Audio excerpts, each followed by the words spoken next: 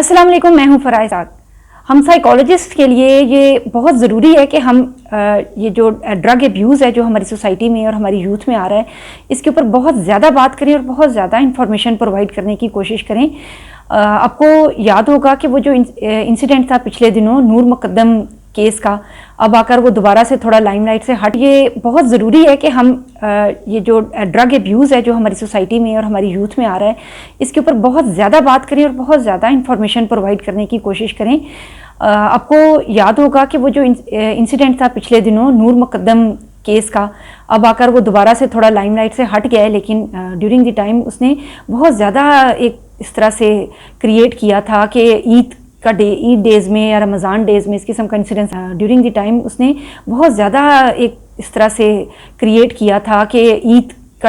Days में या Ramzan days में इस किस्म का इंसिडेंस हमने देखने में आया था और कितना ब्रूटल इंसिडेंट था। अगर हम इस सारे जो उस टाइम पर जो केस था उसको हम डाइसेक्ट करें तो जो एक इम्पॉर्टेंट कंपोनेंट हमें नज़र आता है ना उस सारे केस में, वो ड्रग यूज़ का था। बेसिकली जो ये सारा ग्रुप था मुख्तलिफ दोस्तों का, ये पहली दफ़ा इकट्ठे नहीं हुए थे, ये इस किस्म की पार्टीज़ ऑलरेडी करते रहे थे और इस किस्म की पार्टीज़ अभी भी हमारे यहाँ होती हैं। मुख्तलिफ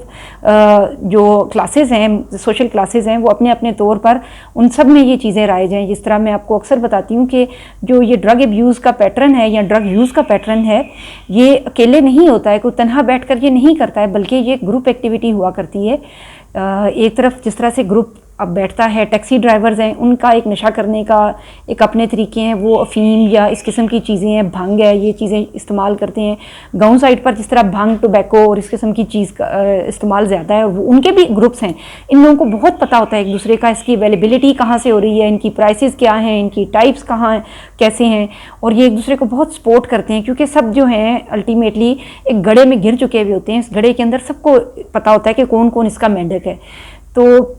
इसी तरह से जो स्टूडेंट तबका है, जो इनके हमेशा अलग से गैंग्स होंगे, ये हमेशा मिलकर क्लासरूम में इकट्ठे असाइनमेंट्स वगैरह बनाते होंगे जो कि वेब वगैरह करते हैं। इसी तरह से जो जिस किस्म के भी नशे के ऊपर वो लोग लगे हुए हैं ना, उनका कोई ना कोई गैंग और ग्रुप ज़रूर मौजूद होगा।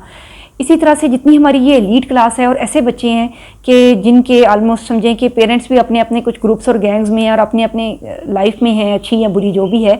तो उनके जो बच्चे हैं वो भी इस तरह से बहुत सी ऐसी सरगर्मियों में मुलव्वस हैं जिनका समटाइम पेरेंट्स को पता है और समटाइम नहीं भी पता है, लेकिन ये एक दूसरे को सपोर्ट करते हैं। और इस किस्म की पार्टीज़ का मुनक्किद होना एक बड़ी आम सी बात है, अभी भी ये हो रही है। ऐसा नहीं हुआ कि कोई नूर मुकद्दम का केस हो गया या एक दो और केसेस ऐसे हो गए, इंसिडेंट्स हो गए हैं तो उससे ये चीज़ें रुक गई हैं, बल्कि ये हमारे माशरे में बदस्तूर राइज हैं। और हम हमेशा इंतज़ार कर रहे होते हैं कि जब एक वॉल्केनो फटता है तो कब एक नया आतिशयाँ फटे, हम थोड़ी देर चू चू करें और उसके बाद हम दोबारा से खामोशी की लंबी चादर तान कर सो रहे हैं। तो इसके ऊपर हम हमेशा बात नहीं करते रहते हैं और सोचते नहीं हैं इसके ऊपर कि हमने इस चीज़ को कैसे स्टॉप करना है। तो इसको हम सबसे पहले तो अंडरस्टैंड ज़रूर करना है ताकि हम बेहतर आगाही हासिल कर सकें कि ये मैकेनिज़म्स होते क्या हैं। अच्छा, अब ये जो नशा है, जो आइस का नशा है, और इसके ऊपर बेशक बहुत ज़्यादा इंफॉर्मेशन अवेलेबल है। जो लोग हासिल करना चाहते हैं इंफॉर्मेशन, अगर वो हासिल करना चाहते हैं इसको ठीक करने के लिए, करेक्टिफाई करने के लिए, इसलिए नहीं कि वो जाकर शुरू कर दें इस नशे को। अच्छा, आइस नशा जो है ये नए नशों में से सबसे कॉमन नशा है जो हमारे स्टूडेंट तबके में और हमारी जो यूथ का एक सर्टन ग्रुप है ना, जिसको आप टीन एज ईयर्स से लेकर 29-30 ईयर्स तक का एज ग्रुप कह लें, जो कैरियर ऑप्शंस और इन चीज़ों में इन्वॉल्व है,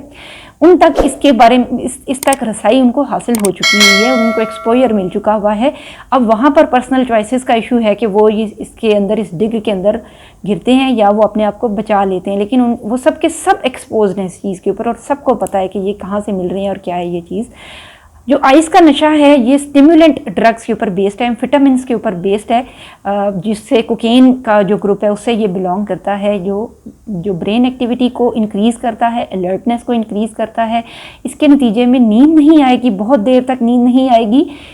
खाने की ख्वाहिश कम हो जाएगी, एपिटाइट रिड्यूस हो जाती है और पर्सन थोड़ी देर के लिए हाई मैनिक स्टेट में चला जाता है, एनर्जी सी आ जाती है, वो अपने अंदर बहुत ज़्यादा जोश महसूस करते हैं। इसीलिए ही जो यूथ का तबका है वो ये ड्रग्स बड़े शौक से इस्तेमाल करते हैं, देखा देखी इस्तेमाल करते हैं। उनको लगता है कि हम एक पार्टी मूड में आ गए हैं ना, पार्टी मूड बनाने के लिए इसको इस्तेमाल किया जाता है कि सब ये लेंगे, सब पार्टी मूड में आएंगे और उसके बाद तमाम वाहियात चीज़ें होंगी जो कि हम सोच सकते हैं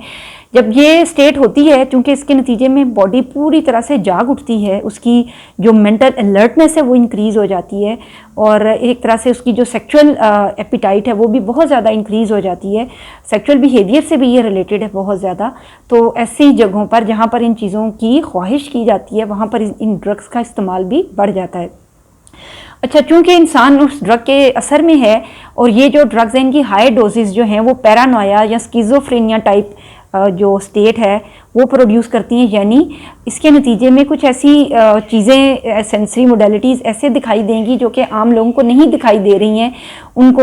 एक तरह से उनकी जो परसेप्शन है ना, यानी जो हम चीज़ें देख रहे हैं, जो हकायक हैं, ये रंग है, ये रोशनी है, ये सब चीज़ें, इर्द गिर्द जो दुनिया है वो एक डिफरेंट वर्ल्ड नज़र आती है, चूँकि उनकी जो ब्रेन केमिस्ट्री है वो चेंज हो जाती है। जो न्यूरोट्रांसमीटर्स हैं उनके ऊपर इनका हाई इम्पैक्ट होता है, हाई डोपामीन प्रोड्यूस होता है, एड्रेनलिन की स्क्रीशन होती है बॉडी के अंदर। इस तरह बहुत से केमिकल्स और बहुत से हार्मोन्स और न्यूरोट्रांसमीटर्स के ऊपर ये ड्रग्स एक्ट करती हैं। तो जो हमारा नॉर्मल इक्विलिब्रियम स्टेट है बॉडी का, वो चूँकि डिस्टर्ब होता है, तो बहुत सी बिहेवियरल, साइकोलॉजिकल और इमोशनल चेंजेस भी साथ में वाक़या होती हैं। अब जब ये इन पार्टीज़ में बैठते हैं ना और ये ड्रग लेते हैं, तो ये एक पार्टी मूड में चले जाते हैं। इस पार्टी मूड में जाने के नतीजे में जो हाई एक तरह से बॉडी अलर्ट है, उसके नतीजे में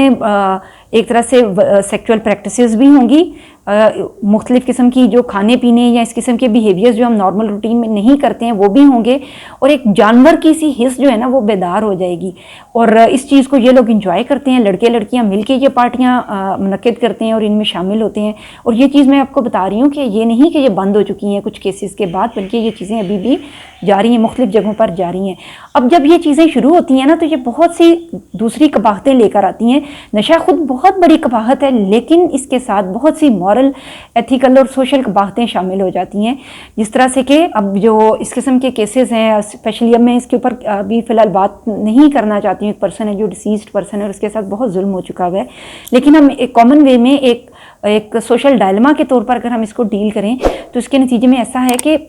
जो पर्सन है ना, उसकी परसेप्शन इतनी ख़राब हो चुकी है, वो इतना पैरानोया में चला गया है, शक और शुबे में, और एक और सेंसरी वर्ड में चला गया हुआ है कि वो अपनी जान भी ले सकता है या किसी की जान भी ले सकता है। यहाँ तक वो वायलेंट, एग्रेसिव या डेंजरस साबित हो सकता है। वो कोई गेम खेलनी शुरू कर दें कि इस किस्म की वायलेंट, जैसे आपको हॉरर मूवीज़ में और इस किस्म की मूवीज़ में नज़र आती हैं, जहाँ पर इसी तरह से एक स्टूडेंट गैंग इकट्ठा होता है और वो इस किस्म की पार्टीज़ में और इन चीज़ों में मुलविस होता है, और हम देखते हैं कि ये शायद मूवी ऐसा नहीं होता। ये जो ड्रग्स हैं, ये बहुत से एक तरह से गैर इंसानी और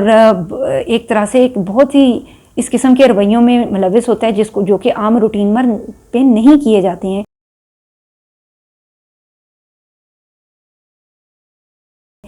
जैसे कि अब ये कहा जाता है कि बहुत सी शैतानी रिचुअल्स इसके अंदर आ सकती हैं, क्योंकि एक बुरी चीज़ है, और जितनी भी ये जो सैटनिस्टिक एक्ट्स हैं, एक शैतानी अमाल हैं, ये अपने साथ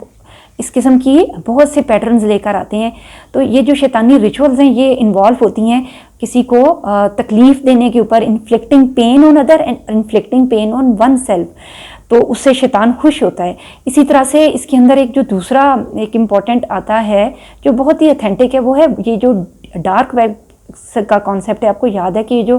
कसूर का इंसिडेंट हुआ था, चाइल्ड अब्यूज़ का, चाइल्ड पोर्नोग्राफी का, तो इसमें ये जो चीज़ें हैं ना, जिनमें बहुत ही किसी को पेन देकर मारा जा रहा है, किसी का सर तन से जुदा किया जा रहा है, किसी के हाथ काटे जा रहे हैं, तो इस किस्म की जो डार्क वेब्स हैं, यहाँ पर ये कंटेंट बहुत महंगा बिकता है। और यूजुअली इसको करने से पहले जो मुल्ज़िम है वो भी और जो विक्टिम है वो भी, उसको इंटॉक्सिकेट किया जाता है कि वो ड्रग के ज़ेरे असर चला जाए। तो उसके नतीजे में वो ये समझते हैं कि ये बहुत प्लेयर सीकिंग इसके अंदर आ जाती है, चूँकि जो जिसको अब्यूज़ किया जा रहा है वो भी ड्रग के ज़ेरे असर है, तो उसको भी ये नहीं पता चलता कि मेरे साथ क्या हो रहा है समटाइम। और इस तरह से बहुत सी जो है ना सीन्स और ये चीज़ें क्रिएट की जाती हैं। एक बहुत ही खौफनाक किस्म की हक़ाइक़ हैं जो इन चीज़ों के अंदर छुपे हुए हैं। असल चक्कर यही है कि जब हम इसकी जो एक इनिशियली जो स्टार्ट किया जाता है ना ड्रग्स का पैटर्न, इनिशियली इसी तरह ही किया जाता है कि क्यूरियोसिटी में शुरू कर लिया, किसी यार दोस्त को देखकर, किसी फ्रेंड को देखकर, किसी क्लास फेलो को देखकर शुरू कर लिया, या फिर इसलिए कि चखते हैं ये होता क्या है, तो मैं कौन सा ये पीना है। लेकिन जो पहला घूंट है ना इस ड्रग का, किसी भी ड्रग का, वो आपके लिए इतना खुदा न खास्ता डेडली साबित हो सकता है कि उसके बाद इससे जान नहीं छूटती है। जो सबसे ज़रूरी जो मेरा मकसद भी है ये वीडियोस की सीरीज़ बनाने का, वो ये उन लोगों को हेल्प शायद नहीं करेगा जो ऑलरेडी इसके अंदर गिर चुके हुए हैं, गड़ों में गिर चुके हुए हैं। वो तो प्रोफेशनल हेल्प के बगैर नहीं निकल सकते हैं, बल्कि इसका रीलैप्स भी बहुत बुरा है कि ड्रग एडिक्शन के शिकार लोग इसमें से नहीं निकल सकते हैं। बहुत ही मुश्किल होता है, बहुत ज़्यादा मोटिवेशन, बहुत ज़्यादा सोशल सेटअप, सोशल सपोर्ट और चीज़ें चाहिए होती हैं। तो पहली जो स्टेज है वो यही है कि say no to drugs, stimulants, amphetamines, cocaine, hallucinogens, जिस किस्म की भी चीज़ है, कोई भी चीज़ है, बुराई बुरी ही है चाहे वो थोड़ी मिकदार में ही क्यों ना हो, जहर जहर ही है चाहे उसकी एक बूंद ही क्यों ना हो।